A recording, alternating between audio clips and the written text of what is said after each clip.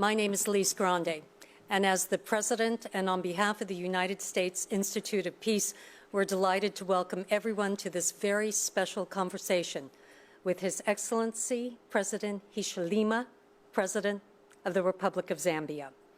It is also my pleasure to welcome Special Assistant to the President of the United States and Senior Director for Africa at the National Security Council, Ms. Dana Banks, and Ambassador Johnny Carson, who served with distinction as the U.S. Ambassador to Kenya, Uganda, and Zimbabwe, and as Assistant Secretary of State for African Affairs under President Obama.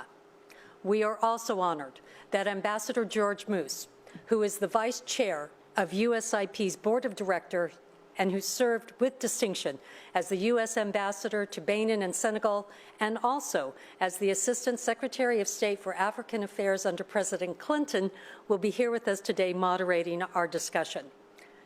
This has been a tough year. COVID has devastated millions of lives and wreaked economic havoc across the world. Enormous pressures have strained democratic processes and systems, in some places to the breaking point. In Africa, there have been 2 coups in Mali, 1 in Guinea, a military transfer of power in Chad, and failed coups in Niger and now Sudan. Against this backdrop, Zambia's presidential elections last month stand out. For the 3rd time in the Republic's history, power changed hands via the ballot box democratically and peacefully.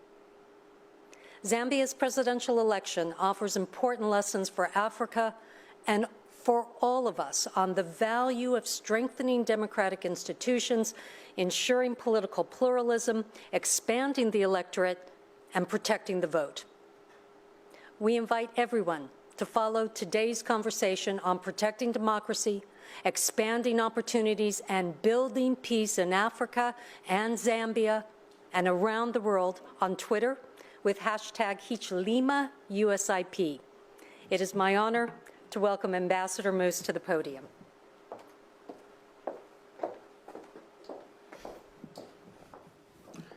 Good morning. Thank you. Thank you, Lise. I have the distinct honor this morning of introducing to you His Excellency President of the Republic of Zambia, Hakainde Hichilema.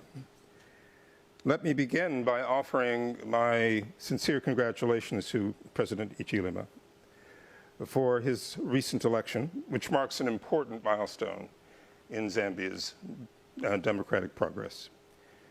Today's conversation is especially timely, given the significant challenges that Zambia and indeed the entire African continent have faced during the past year.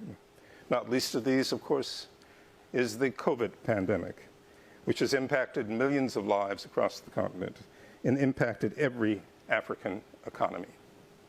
It also has placed a particular strain on democratic institutions and democratic processes.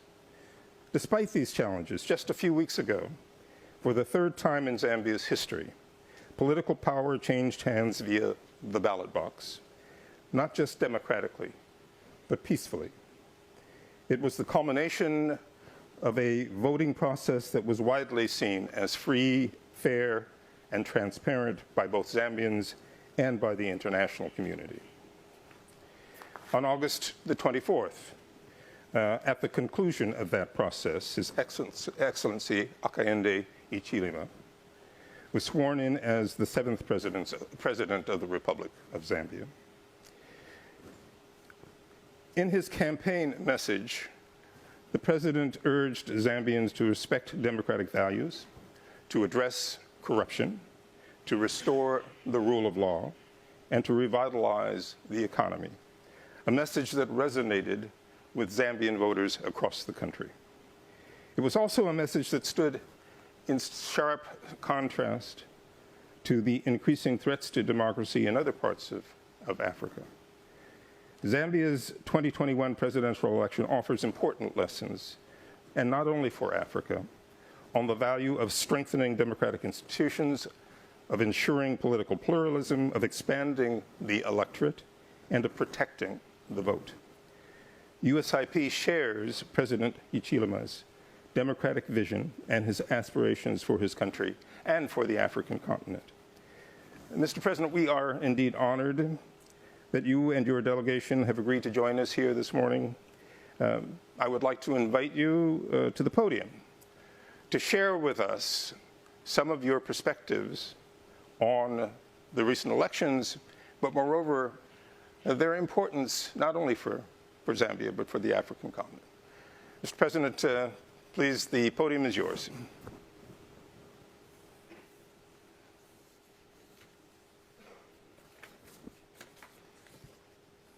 Thank you.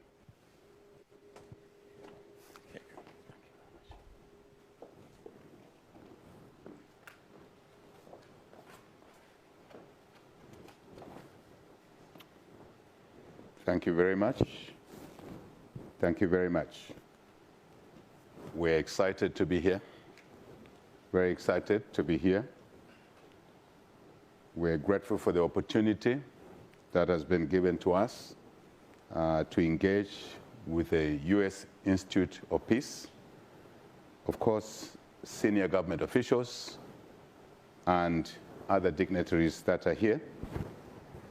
On behalf of the people of Zambia, we're grateful, very grateful, for your warm reception and inviting us to this platform, this very important institute in fostering peace, I believe, not just in your country, but internationally.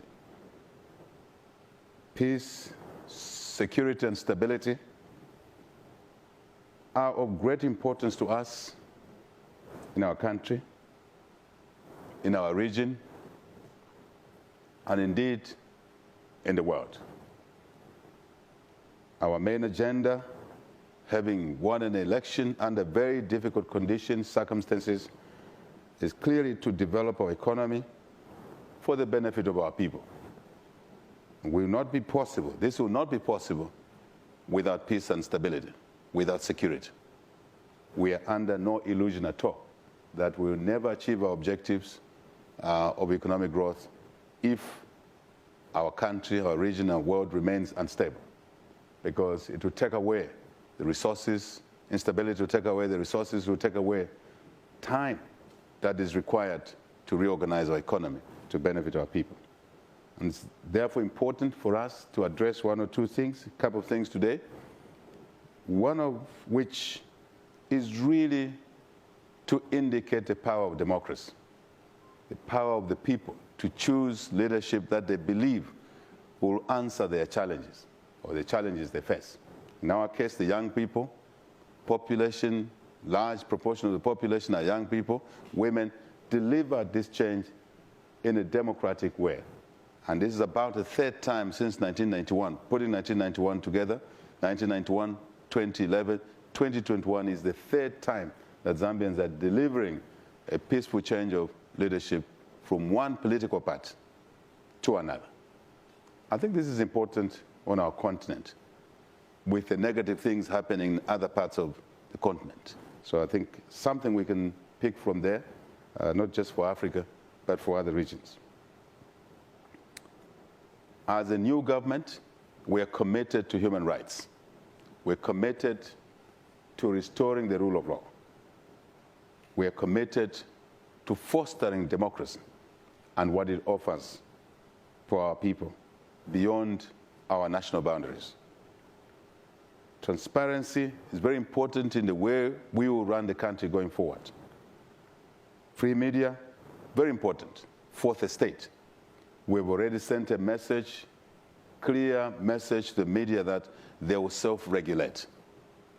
They are very excited about this as a media, because they've been gagged for too long, they've been attacked for too long in their cause of duty, unnecessarily.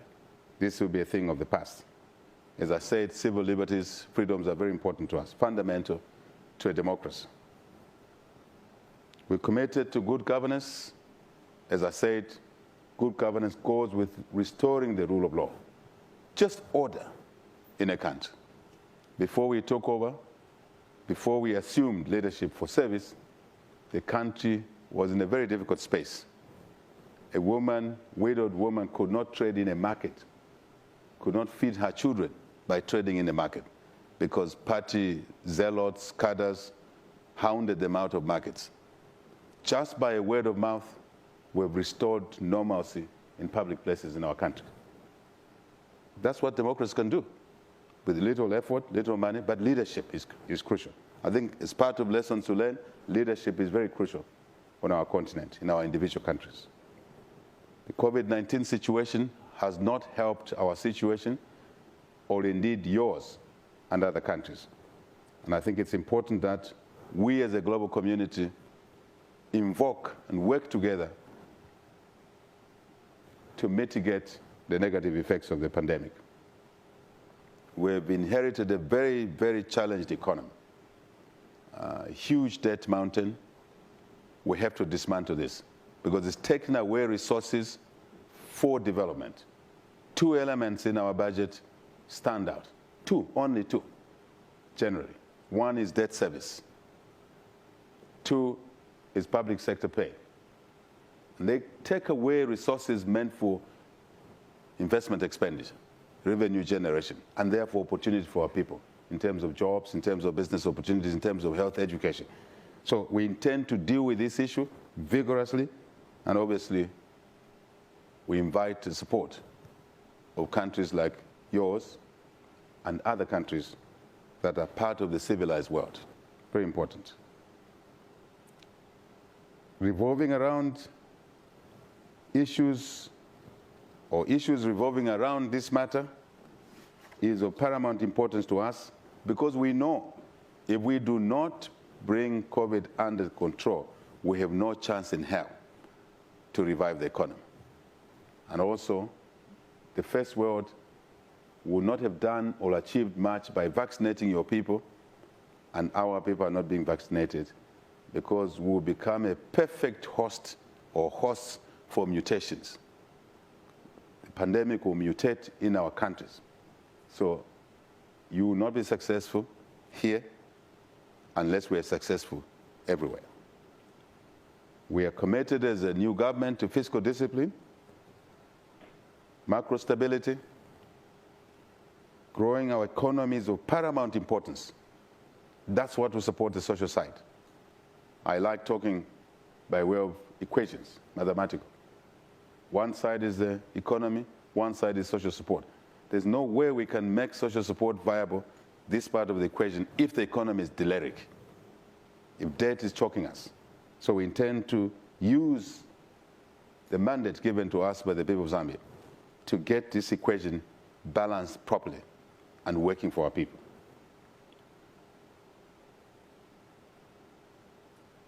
International support in this area is of absolute necessity. But we will do things that are within our control, like controlling our own extravagant expenditure habits, reining in on this so we can release resources for development. But with that, it means we will demonstrate commitment, we'll walk the talk, and requesting for international support should make it easier for you to look at our case. I think our case is special. Our government has been dubbed the New Dawn government. Some call it Freedom Day. Freedom has come. Literally that. There's a lot of messaging around just citizens feeling free at last. Freedom brings entrepreneurship to the table, brings opportunity to the table.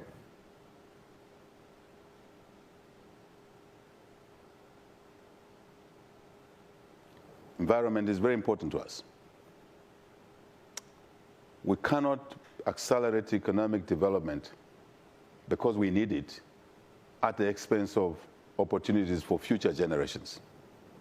We've set up the Ministry of Green Economy and Environment. We've set up the Ministry of Small, Medium-Scale Enterprises to combine the needs of creating opportunities for our people, but at the same time, making sure that we do this in a responsible way, in an environmentally sustainable way.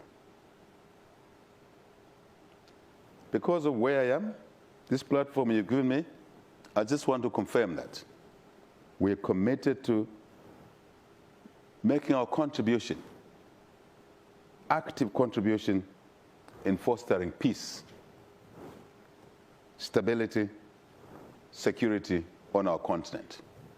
This is top priority. Again, a mathematical relationship or expression, this equation of economic development on one side cannot happen without peace and stability, security on the other. The two are hand in glove, and we intend to play our part actively. Zambia is committed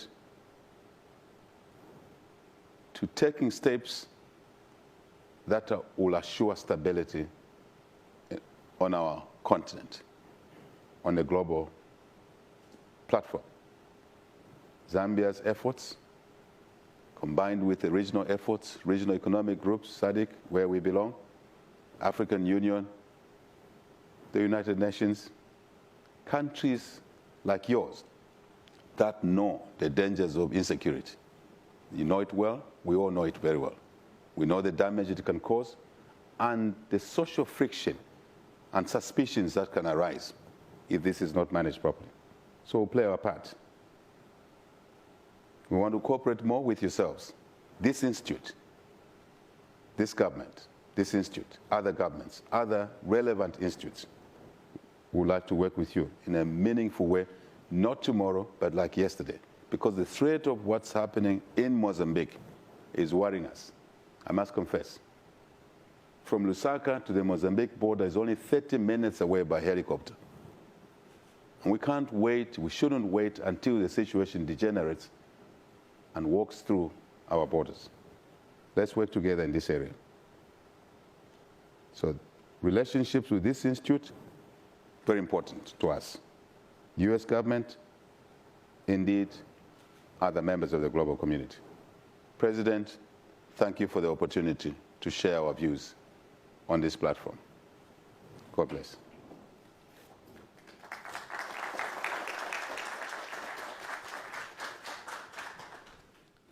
Mr. President. May I invite you to Thank you. join us here? Thank you very much. And may I invite our panel, please be seated. May I invite Director Banks and Ambassador Carson to join us as well.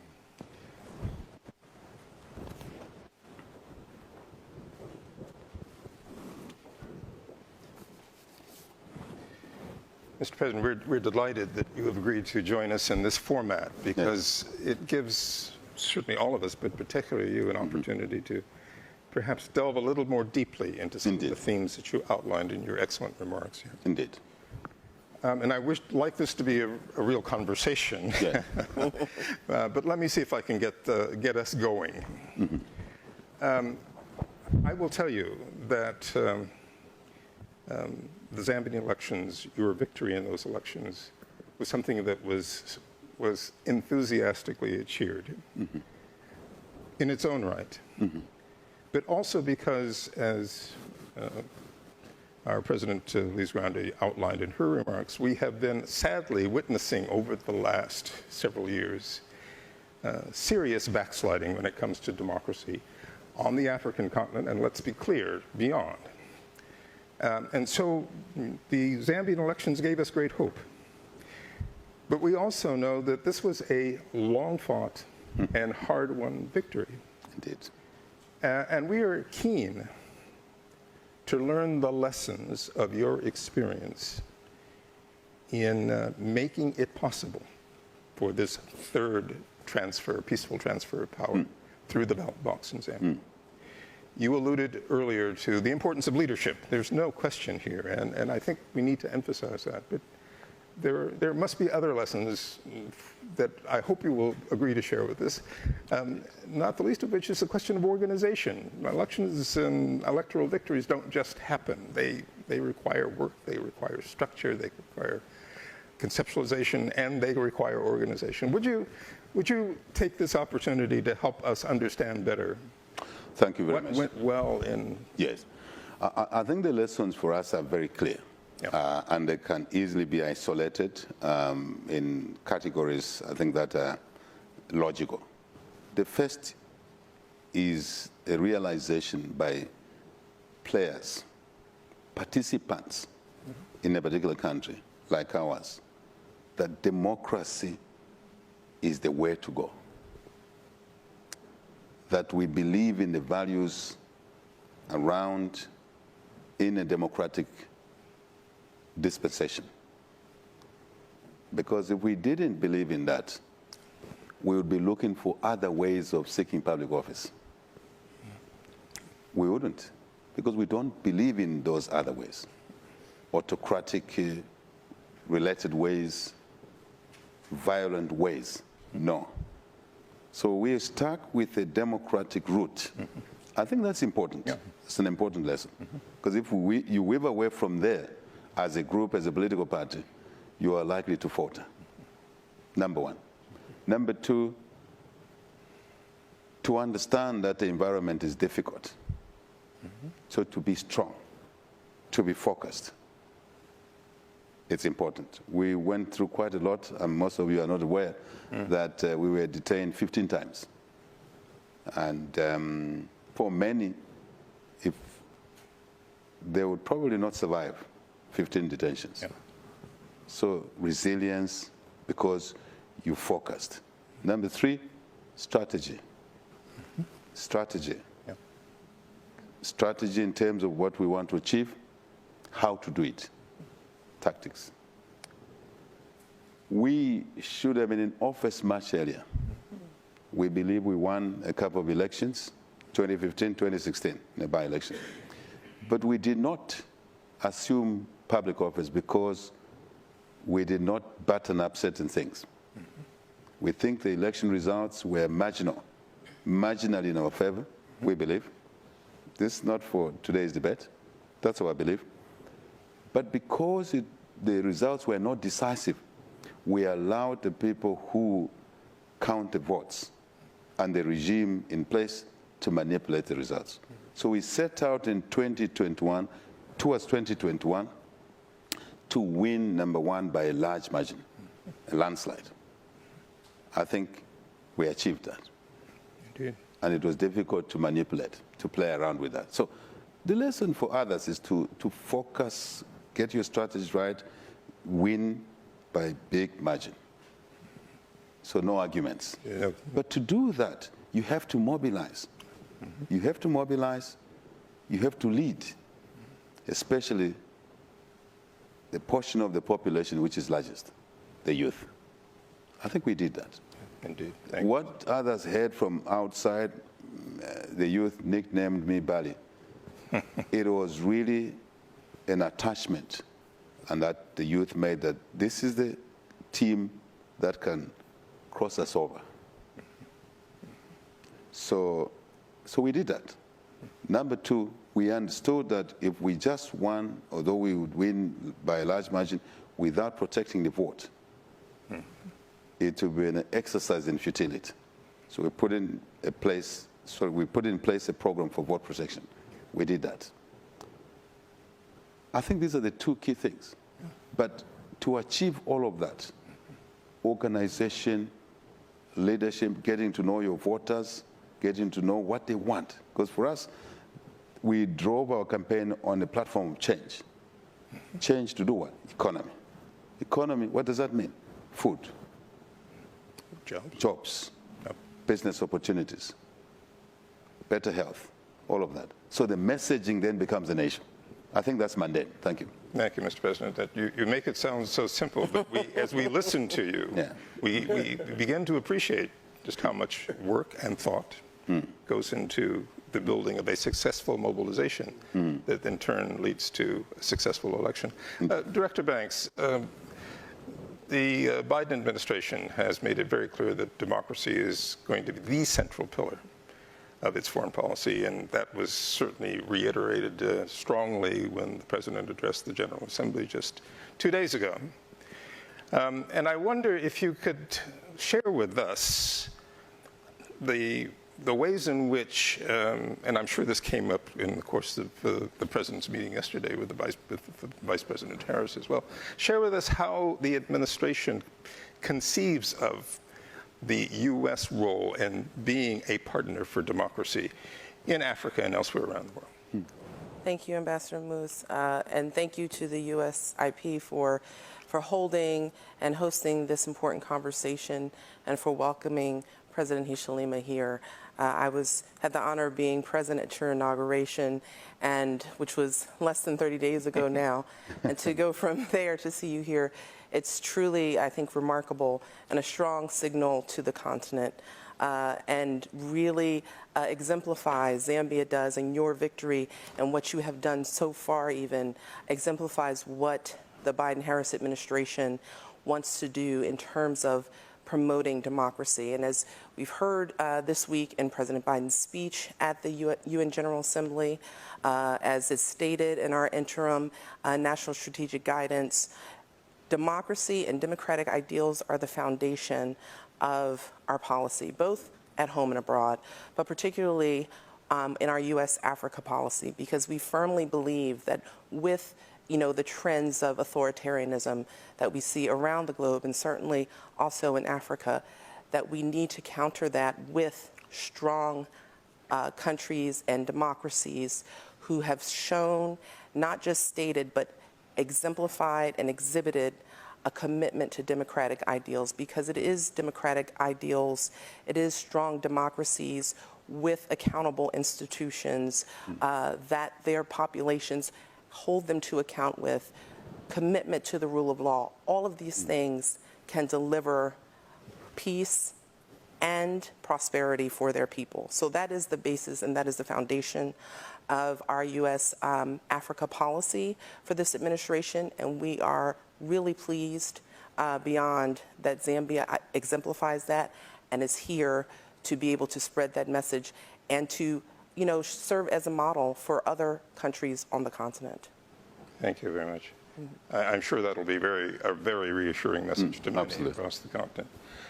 But Ambassador Carson-Janney, if I might, we have both been laboring in this vineyard for many, many, many years together, and we know well the practical challenges and difficulties for partners, friends of Africa to promote democratic development institutions. You, not only in your role here at USIP, but also on the board of directors of the National Democratic Institute. And I wonder, we have both, I think, as we watched the recent developments, questioned ourselves about what it is we need to do differently or do better in a practical way, not just in terms of our rhetorical commitment, but as a practical matter. And I wondered if you would share with us and with the President your thoughts about what lessons we should take from the Zambian experience. Ambassador Moose, George, thank you very much for the question. I'd like to also express my pleasure at being with President Hichilema and congratulate him again for his outstanding victory in Zambia. I think it does constitute a victory for the people of Zambia and a victory for democracy on the continent. If I could, I'd like to say just a few words about democracy and some lessons. Your victory is an encouraging signal that the demand for democracy in Africa remains very, very strong, and that there is an overwhelming desire among people to be able to select their leaders, to be able to know that their government is one that they have chosen and one that is going to be responsive to their desires. The polling data out there strongly tells us, based on what we see, that an overwhelming majority of Africans support multi-party democracy. They support term limits for presidents. They're opposed to military coups d'etats, and they want governments that are responsive to their people. But as Ambassador Moose pointed out, and as your own experiences probably tell you, achieving democracy is an enormous challenge. We also see, based on what's been happening around the continent these days, that democracy is still enormously fragile in Africa, and that sustaining democratic progress is at risk in many places.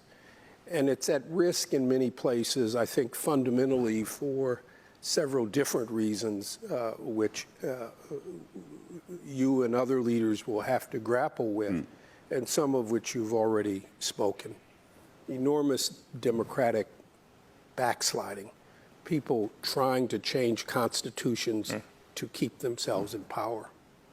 It's also a reflection of a rising authoritarianism in Africa, where a dozen leaders have enhanced their power through various means. And now we have a couple of other things that are out there that are of concern. And one clearly is the rise of violent extremism. And you see it very closely in your own neighborhood for the first time in northern Mozambique. And that is a challenge. And then finally, most disturbing is the return of the military coup d'etat, something that we thought we had permanently pushed aside. And these are issues which are there. You've managed to keep your military in the barracks and neutral. That has not been the case in Chad, Mali, most recently Guinea, and attacks in Sudan just last week. All of those are challenges out there. There are lessons to be learned, but your victory is an indication that the demand signal for democracy and elected leadership, democratic governance, multipartyism is alive and well, and that people want it. Thanks, Johnny. Mr. President, let me turn it back to you, because as I said, I think many of us, Friends of Africa, are questioning whether we have it right in terms of how we go about supporting Democrats and promoting democracy. And I wondered if you would talk to us about the role of your external partners, not just in the general, but in what ways have we made your life easier? And in what ways might we have complicated your life, perhaps unintentionally? I'm very mindful, for example, Mr. President, of the power of incumbency, how difficult it is for an opposition party to challenge a party in power. And oftentimes that power of that party in power is associated with relationships to external partners in Africa. Indeed. And would you talk to us a little bit about what can we do to help sort of mitigate that imbalance, to level the playing field for movements, democratic movements that are seeking to challenge existing authority? I think it's a very important issue you've raised. But before I delve into that, just to express my agreement to my colleagues on the left. Deep knowledge that they bring to this discussion and which we share. There is no democracy, a genuine democracy, that is shielded from what's going on elsewhere. It doesn't exist. So a democracy within national boundaries or democracies in a regional organization like our Southern African Development Community is in the context of what's happening elsewhere. I think it is important we see things from the right angle. Otherwise, we'll miss the point. Our democracies in Africa are affected by what's happening in the global community. Who pulls in which direction? For what reasons? what's the interest of global players in Africa, on the continent? What do they want? Resources, influence, sometimes partnerships. So I think I want to dwell on partnerships other than other issues that interest countries outside of Africa to take interest in what's going on in Africa. So I think partnerships are very, very important. So you get your partners, you choose your partners because you have certain things in common. So earlier you asked me a question, I said, how did you do it? I said, first, believing that democracy is the way. So equally, it's important to agree that in working with others that have an influence in your own country, whether you like it or not, is to try and isolate or identify those that you may share common values. Very important. Common values, that democracy is the one that should deliver for the people. Every time, people must be put at the center, our young people. So we think that in as much as we share values with yourselves, constitutionalism, rule of law, human rights,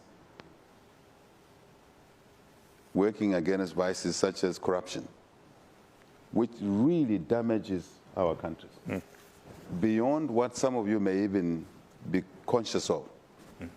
If you look at the debt issue I talked about in our country, Yes. a huge debt portfolio, what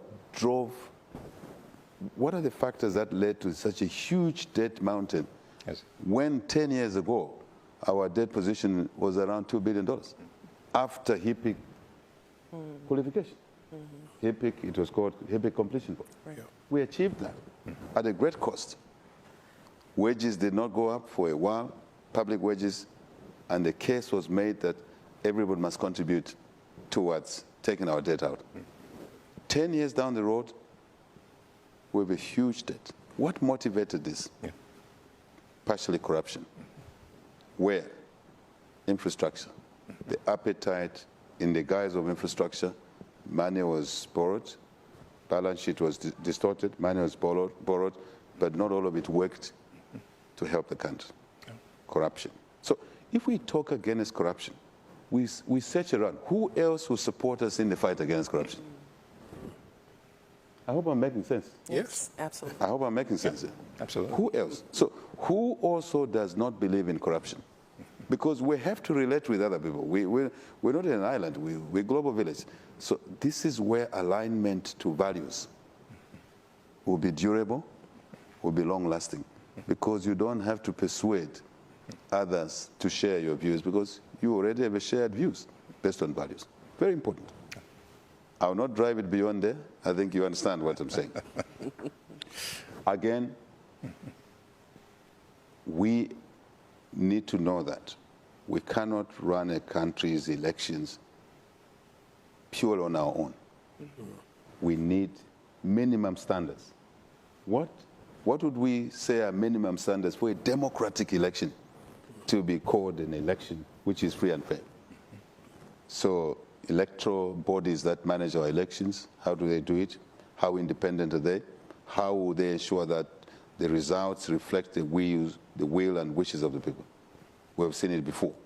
So we're working on those issues, but we can only do that together with others that believe in what we believe in. And then we can offer opportunities for our people. I want to believe that if we leave, say, countries on the African continent on their own purely, without supporting them, we risk seeing a backslide in democracy. Because the issue of colleagues wanting to extend their stay in office beyond what people have said, citizens have said, 10 years is enough. Whatever years you agree, some are here extending the term to 6, 7 years. I mean, if you have 6 years, 7 years in office, 7 plus 7 is 14, plus 7 is 21 years. Yeah. No, please. No. Because the other matter is that leadership at that level, at the presidency, must not be really pushed because it benefits the occupant financially. When we drive it that way, people want to stay there forever. So I think we need to create alternatives for leaders in Africa. Indeed. Clear alternatives that when they leave office, they'll still lead a decent life. And that brings me to the issue of, despite the past, for us, how we were treated, we are determined that the colleagues that have exit don't have to fear that they'll be put through what they put us through. That's very important, so that they know that they'll be safe, they know that the rule of law applies to them as well, that they'll be protected, but yet the fight against corruption will continue, because it will be run professionally by oversight institutions, and we will not use a political hand for vengeance, for vindictiveness, for retribution, but more to recover assets that belong to the people of Zambia, because they are the owners. Yeah. Give to Caesar what is Caesar's. Indeed. But without abusing human rights, without threatening people to be put where they shouldn't be. Yeah. So I think a safety valve, I've been observing this issue. Yes. A safety valve is very important for colleagues to know that they can exit office and still have a normal, decent life. And I think sometimes, I know countries like yours have provided platforms to ease in leaders that leave office. I think we must create those opportunities as well. No, that's an excellent point, Mr. President. And you're absolutely right. This is something that, to which we've given thought in the past. And yes. your notion of providing an exit, an honorable exit for those who are leaving power. Otherwise, they have no incentive to leave. they develop other ideas. They develop other... Changing constitutions. What we want to assure you, and I will be abusive a little bit, the platform you've given me, I send a message to the people of Zambia. That we should not entertain to create special favors for those occupying public office so they can stay in office longer. We've had constitutional review commissions in our country that have clearly stated, as my elder has said, the desire of the people on our continent is with term limits so that we can turn over leaders and leaders can focus on serving the people and providing leadership to improve the lives of the people during the period that they're allowed to serve the people. And I think this appetite, desire to say this one is special and they must stay in office forever, breeds autocratic behavior. It just filters through without even noticing it. And we shouldn't do that. And I think the global democratic community should support African countries not to encourage our people, a small number, to do things like that. They end up ugly. Thank you. Thank you. Mr. President, if I just might tease out something that I think was implicit in what you said about the issue of corruption. As we always say, it takes two to tango. Indeed.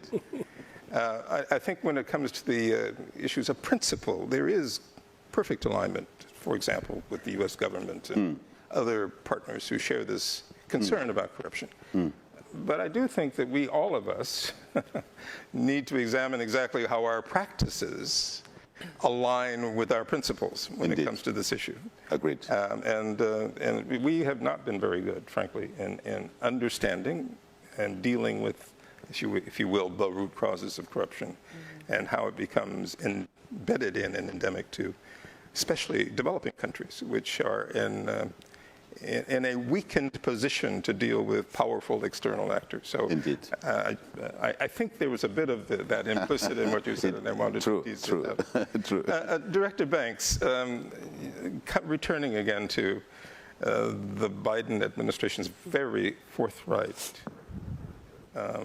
pronouncements in terms of its hopes and aspirations for Africa. And we know that, as the President said earlier, democracy cannot flourish in the context of economic deprivation and threats to security. That's right.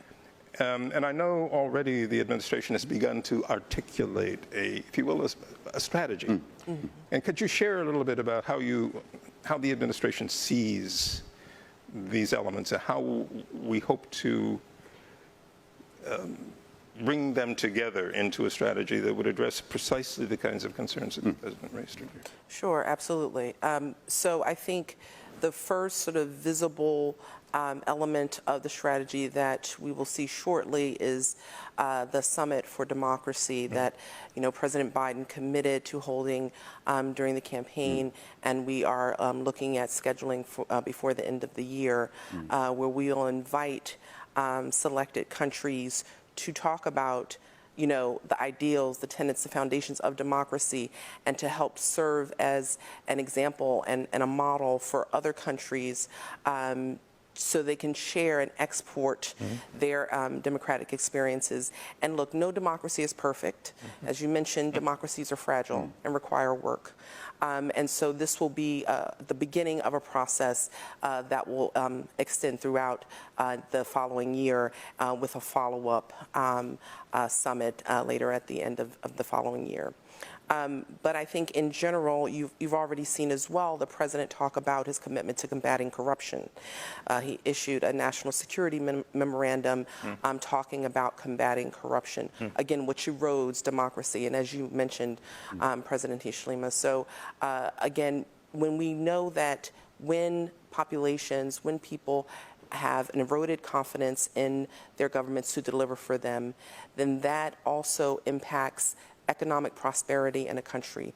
It draws away investors who would be looking at investing in a country and providing more jobs and opportunities for the people of the country. So we know combating corruption is, I think, another key element of our strategy in order to make countries more prosperous, to help them recover even from the economic effects of COVID-19, as well as the health, the very real health impacts, and not just COVID-19, but also the following pandemic. And as we saw the president host his summit on COVID-19 yesterday and the commitments that were made in terms of providing additional doses around the world to lower middle income and middle income countries.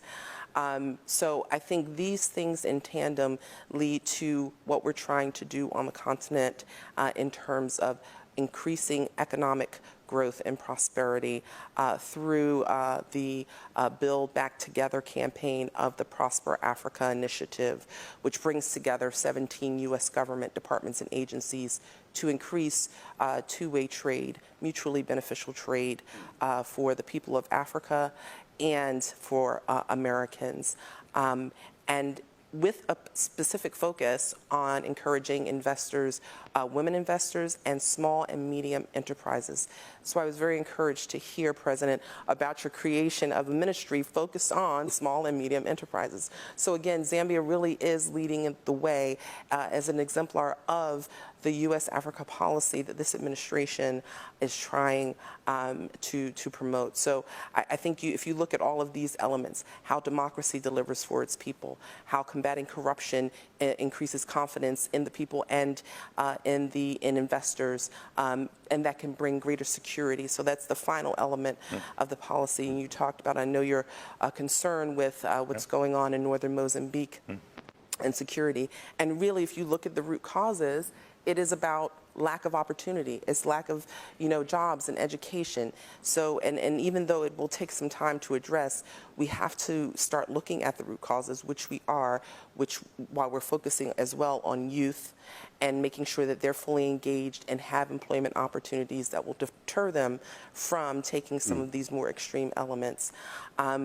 While also working with our colleagues in the security sector and Department of Defense to look at the very real security challenges in the region, which is necessary to address at the same time. But we look to our regional partners, we look to host governments, we will partner with them to lead the way on this, addressing the security challenges, but also addressing the root causes. Great. That's very Thank important. you very much. In the interest of being also, again, very candid, Mr. President, I will say that we, too, have learned some very important lessons over the last 20 years. We just marked the 20th anniversary of 9/11. We know all of the structures and strategies that were put in place in the wake of 9/11 to try to deal with both the threat to us directly, but the growing threat of violent extremism to everybody in the rest of the world.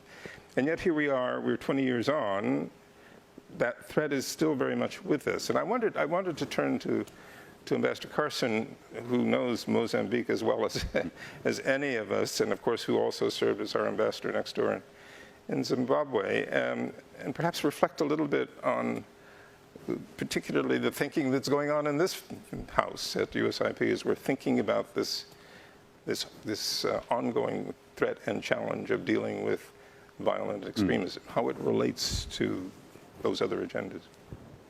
No, thank you, George. And I think that we have to take the issue of violent extremism very, very seriously. But as we look at trying to combat violent extremism, we shouldn't focus all of our energy and activities on looking at military solutions. Because military solutions may, in fact, drive an immediate cessation of activity or a decrease in activity, but they don't, in effect, address the root causes of the violence that has emerged. And looking at issues of violent extremism, whether it is in northern Mozambique, whether it is in the northeastern corner of Nigeria and the Lake Chad Basin, or whether we're looking at the situation in Mali and the Sahel. It is important to determine, and we try to do a lot of that here in this building, to determine what are the drivers of these various conflicts. Why is it that we have seen people turn away from civil responses to militant responses? And how do you dig down into those and find out what they are?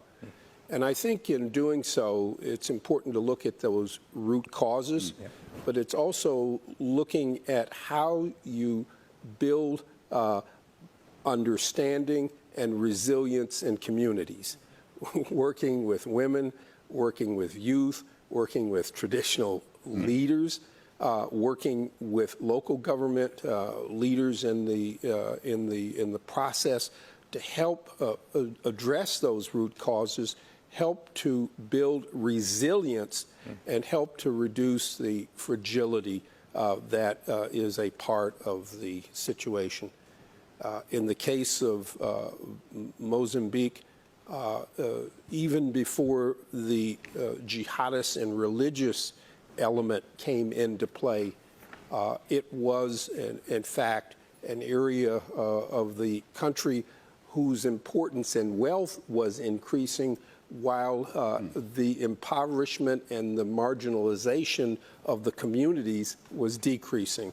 And what you have is a period of enormous neglect in a region of great wealth, which has now been exploited by individuals coming in and taking advantage of the anger and resentment and marginalization that has already been there for long periods.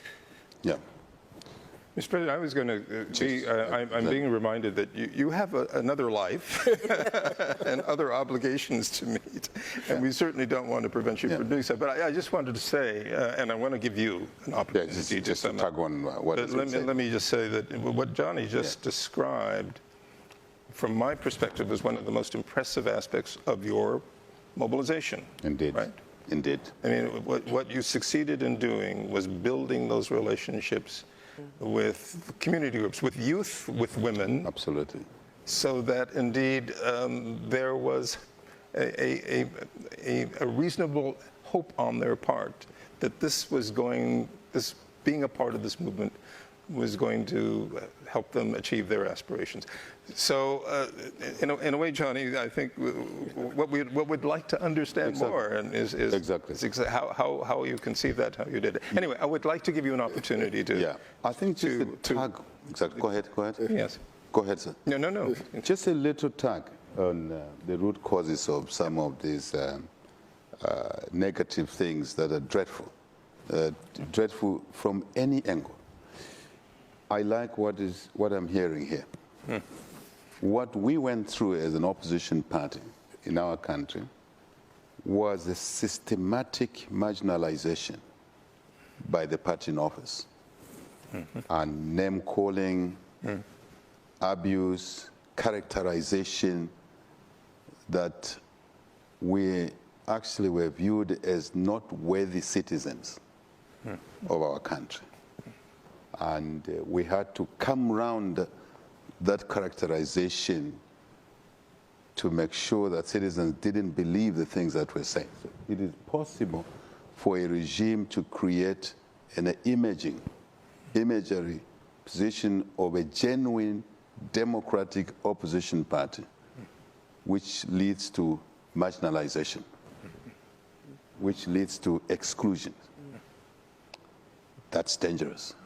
So I just wanted to share that part, that one of the things we did then from the opposition is to go out to the communities, even those that were made to believe that the country must be run on ethnic grounds. Yeah.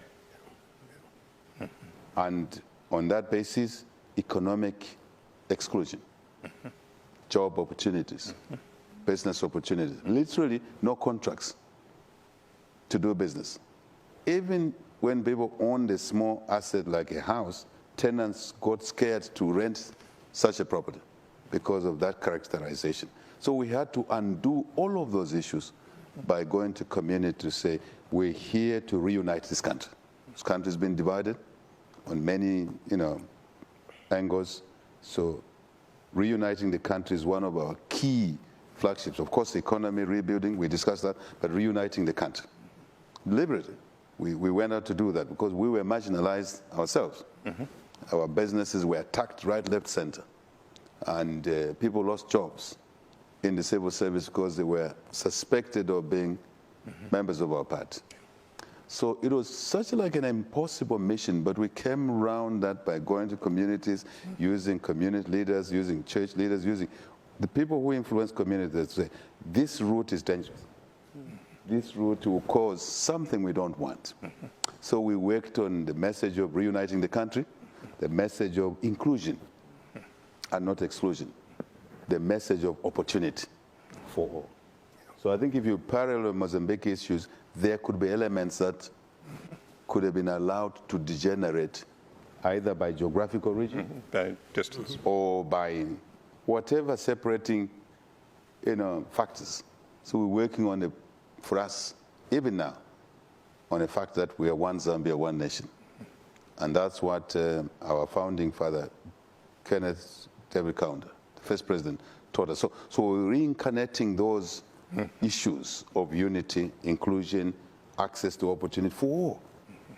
And I think partially that won us the election, and we will live by that, so that no Zambian feels that because there's a new UPND government, then they will be marginalized.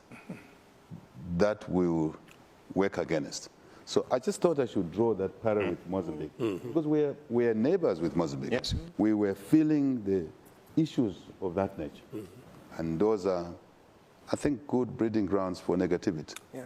And I think Africa, as a continent, we should learn from those issues. Whoever is a leader at a particular time must bring all citizens to the table and allow citizens to compete, to access opportunities. We are determined to do that. Thank you.